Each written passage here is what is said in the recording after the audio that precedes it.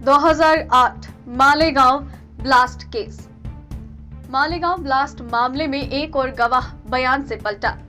मुंबई के special NIA court के सामने एक गवाह अपने बयान से मुकर गया।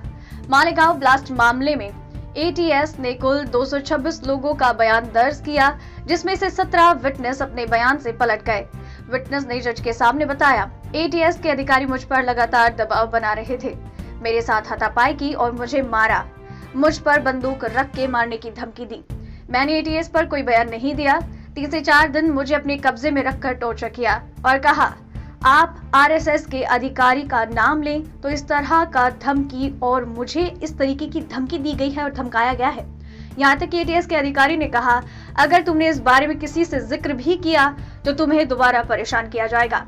मालेगांव ब्लास्ट मामले में लगातार विटनेस अपने बयान से पलट रहे हैं।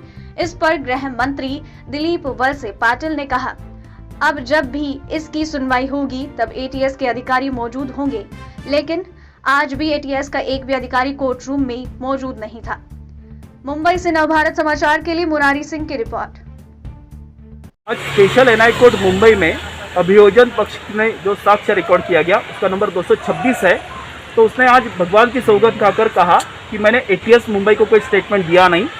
मुझे घर से ATS मुंबई उठा के लेके गई 3-4 बार। 3-4 दिनों तक मुझे इलीगल डिटेंशन रखा गया, मुझे टॉर्चर किया गया जिससे मेरा कान फूट गया। रात को 2-3 बजे के बीच में एक दिन मुझे कनपट्टी पर बंदूक लगा कि मुझे जान से मारने की कोशिश किया गया।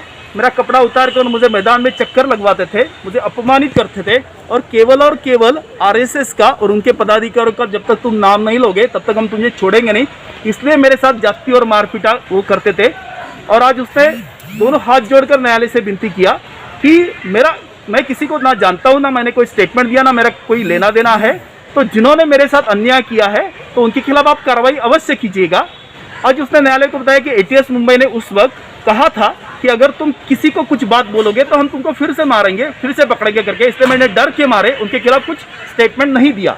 सर, अब तक कितने विटनेस जो है अपने बयान से पलटे हैं? 226 जो गवाह आज तक उनका साक्ष्य रिकॉर्ड हुआ है, उसमें 17 विटनेस ने भगवान की सौगंध खाकर कहा है कि हमने कोई स्टेटमेंट नहीं दिया है। ऐसा 17 विटनेस को हॉस्टाइल स्पेशल NI कोर्ट ने डिक्लेयर किया है।